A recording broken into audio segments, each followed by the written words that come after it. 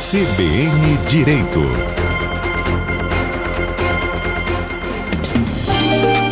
O nosso bate-papo agora é com a advogada Priscila Arraes Reino, especialista nas áreas de direito previdenciário e trabalhista. Ela vai falar sobre revisão da vida toda e as novidades em relação a esse assunto.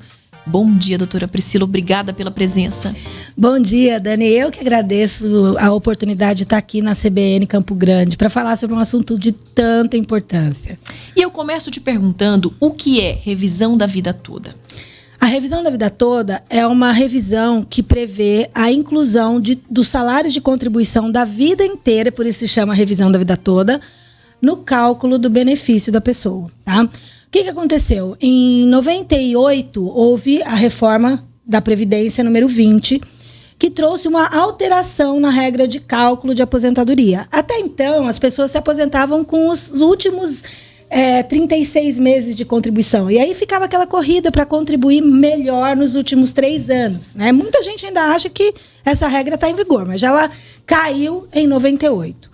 Essa emenda constitucional trouxe 2 regras possíveis de cálculo. Uma era a regra que seria uma regra definitiva, que previa que todos os salários de contribuição da vida da pessoa fossem base de cálculo para aposentadoria e demais benefícios.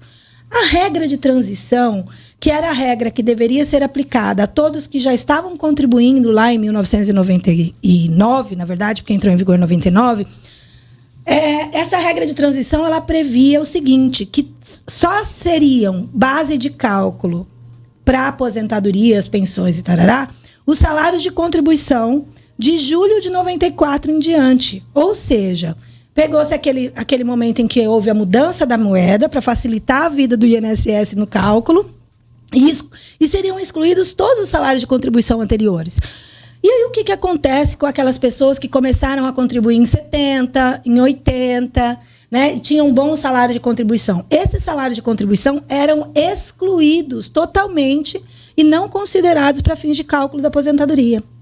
E isso fez com que algumas pessoas, não todas, porque nem todo mundo vai ter direito a melhorar a aposentadoria e pensão em razão dessa revisão.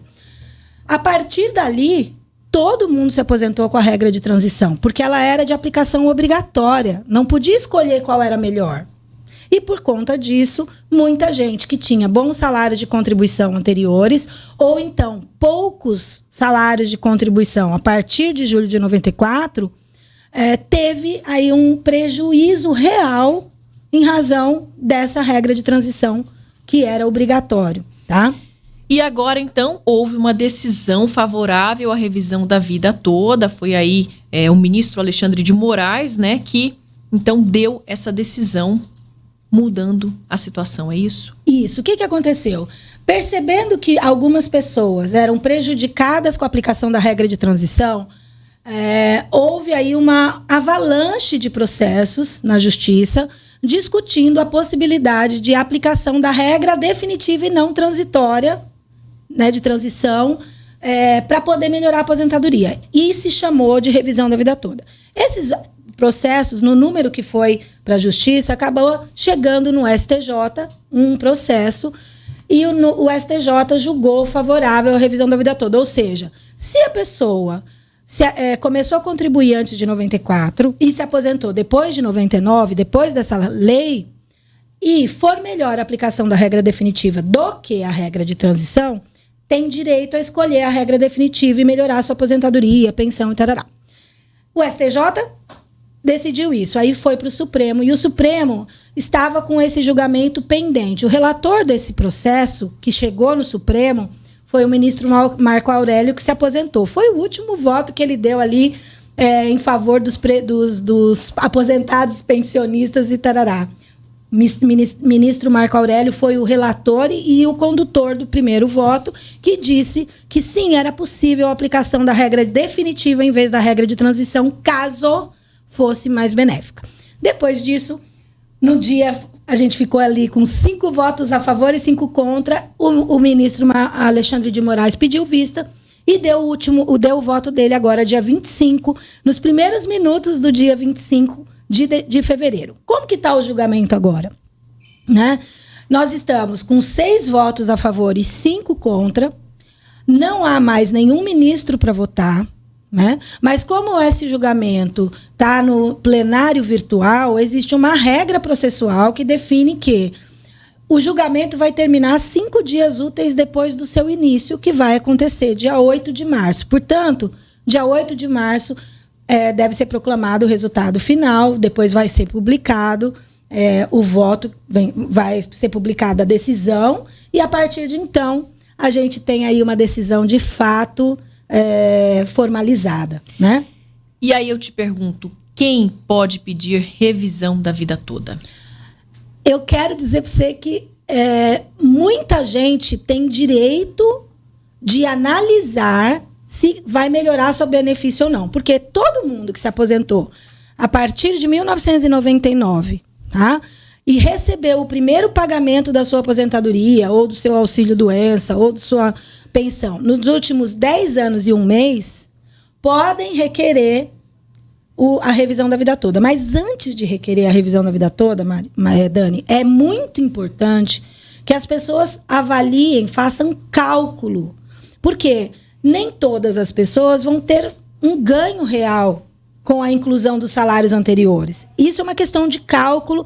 Não dá para você dizer, olha, a Dani tem direito, o Marcelo não tem. Não é assim. Precisa passar por cálculo. E esse cálculo tem que ser feito por quem é especialista em direito previdenciário. É preciso fazer esse cálculo, porque senão você corre o risco de perder anos na justiça para aguardar uma decisão que vai ser contrária a você. Não vai abaixar o benefício, tá? E por que não vai abaixar? Porque não pode, você não pode pedir um benefício melhor e ter um benefício menor. Mas você vai perder tempo. E não adianta ir até uma agência do INSS. Né? Não. Direto. Não, porque é uma questão de interpretação da lei, né? Não é uma previsão legal expressa o direito de escolha entre a regra definitiva e a regra de transição. Isso foi uma interpretação e isso vem de uma decisão judicial. Agora, decidido no Supremo, o país inteiro, todos os juízes, todos os desembargadores, todos os ministros, todo o judiciário vai ter que decidir dessa mesma maneira. Não vai poder aplicar outra possibilidade. Então, toda vez que o judiciário for provocado por algum aposentado pensionista que queira a aplicação da regra definitiva em vez da regra de transição, ou seja, a aplicação da revisão da vida toda, e tiver ganho, vai ter direito. Então, no judiciário, e não adianta ir no INSS, porque o INSS não vai fazer a análise, ele não pode, porque o INSS é um órgão do executivo, não pode interpretar a legislação. Ele tem que aplicar da maneira que está expressamente na lei. Bom, então a pessoa pode procurar então um advogado especialista em direito previdenciário. Quem não tem condições, de repente encontra aí um juizado, como você disse, ou Sim. até uma assistência das universidades, Sim. né? Eu recomendo o seguinte: as pessoas não devem entrar sem uma assessoria especializada. Quem não quer, porque na maior parte das vezes esses processos são pagos no êxito, só quando a pessoa recebe, tá? Esses processos é costumeiro entre os advogados fazer um contrato de êxito e só no final receber. Mas vamos dizer que você não quer pagar advogado, é um direito que você tem. Eu quero exercer meu direito sem advogado. Ok, então vá numa universidade, procurar uma assessoria da universidade, procure o defensor público, né? No juizado você não precisa sequer de um defensor público, embora eu entenda que é mais seguro para a pessoa estar com assessoramento jurídico. Então, mas no juizado, até R$72 mil, o valor dos atrasados mais os 12 meses seguintes, se você soma esse valor da causa, você pode ir no juizado especial, que não tem custas processuais, que não tem honorários de sucumbência, que não tem nem a exigência de um advogado. E também, se passar de R$72 mil, que são 60 salários mínimos, que é a alçada obrigatória do juizado, você vai para a vara federal. Tá? E aí, lá na vara federal, vai analisar se você tem direito à justiça gratuita ou não, se você pode ou não utilizar os serviços da Defensoria Pública, porque existem alguns limites, né? As pessoas, para exercerem seus direitos através da Defensoria Pública, precisam cumprir alguns requisitos de necessidade real da Defensoria Pública, porque ela é ela foi criada e ela existe para auxiliar as pessoas que não têm condições. Então, quem tem condição não deve utilizar a Defensoria Pública. Importante, então, não é, doutora Priscila, é saber realmente se vale a pena para essa pessoa entrar com a revisão da vida toda, buscar essa informação, esse esclarecimento junto a um advogado, para poder saber realmente se vale a pena entrar na justiça, buscar a justiça para ter essa revisão e não ir direto ao INSS, até para a gente não provocar aí uma corrida, né, às agências do INSS. Muito obrigada pelos esclarecimentos, viu? Obrigada a você, Dani. Eu só posso concluir com uma questão? As pessoas que querem buscar o cálculo da revisão precisam ter alguns documentos que são essenciais, tá? O que são os documentos? É o CNIS, que é o Cadastro Nacional de Informações Sociais, que pega no meu INSS. A pessoa cria a senha e pega o CNIS.